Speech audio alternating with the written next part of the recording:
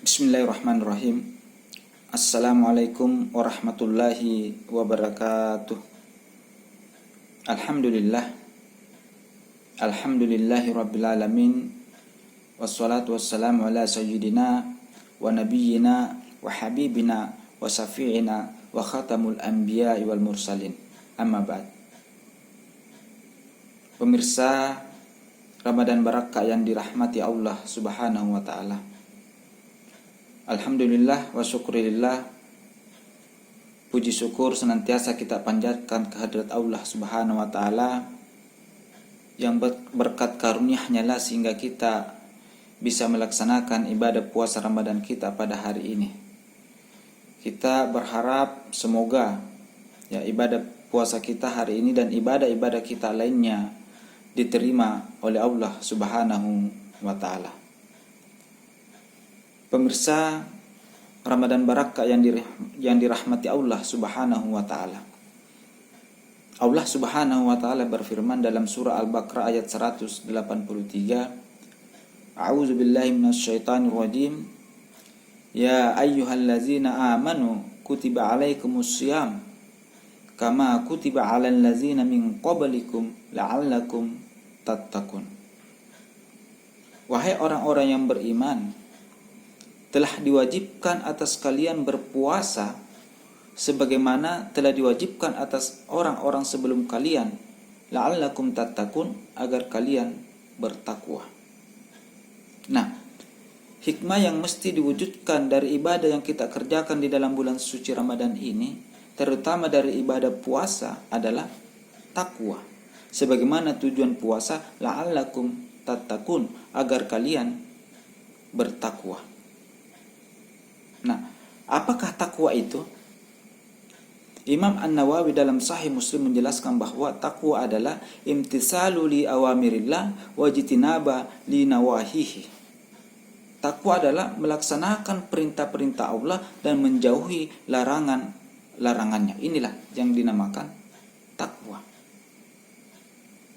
Nah, ketakwaan ini selain menjadi hikmah puasa, ketakwaan ini juga secara khusus diperintahkan oleh Allah Subhanahu wa taala untuk diwujudkan. Allah Subhanahu wa taala berfirman, Ya ayyuhallazina amanu taqullaha haqqa tuqatih wa la tamutunna illa wa antum muslimun. Wahai orang-orang yang beriman, bertakwalah kalian kepada Allah dengan sebenar-benarnya takwa. Wa la tamutunna, dan janganlah kamu sekali-kali mati. Janganlah kamu sekali-kali meninggalkan dunia ini illa wa antum muslimun, melainkan dalam keadaan beragama Islam. Nah, ayat ini memberikan penekanan kepada kita, menegaskan kepada kita bahwa ketakwaan itu harus diwujudkan dalam setiap individu kaum muslimin. Harus diwujudkan dalam setiap diri kaum muslimin dengan jalan senantiasa terikat dengan hukum-hukum Allah. Caranya adalah menjadikan halal dan haram sebagai standar dalam kehidupan kita. Artinya ketika Allah dan Rasul menghalalkan sesuatu, maka kita ambil dan kita jalankan. Begitupun sebaliknya, ketika Allah dan Rasulullah mengharamkan sesuatu, maka kita harus tinggalkan dan jauhi. Misalnya Allah Subhanahu wa taala melarang kita untuk memakan daging babi, maka kita harus tinggalkan. Begitupun ketika Allah Subhanahu wa taala melarang kita untuk mengambil dan memakan riba, maka kita juga harus tinggalkan. Alhamdulillah kita kaum muslimin sejauh ini, ketika Allah Subhanahu wa taala melarang kita memakan daging babi, kita senantiasa taat untuk tidak memakan daging babi. Kenapa? Karena Allah mengharamkan, hurrimat alaikumul maitatu waddamu walahmul hinzir. Tetapi kenapa masih banyak dari kita kaum muslimin yang masih saja mengambil dan memakan riba. Padahal Allah juga mengharamkan riba sebagaimana Allah mengharamkan daging babi. Wa halallahu al-bai'a wa harrama riba. Allah menghalalkan jual beli dan mengharamkan riba. Tapi kenapa masih banyak dari kita kaum muslimin mengambil dan memakan riba? Padahal keharaman riba sama dengan keharaman daging babi. Sedikit banyaknya daging babi haram, sedikit banyaknya riba juga haram. Tapi kenapa masih banyak dari kita yang masih mengambil dan memakan riba? Apakah boleh kita kaum muslimin memilih-milih dan memilah-milah ayat-ayat dalam Al-Quran? Afatu'minuna bi ba'dil kitab wa ta'furuna bi ba'd?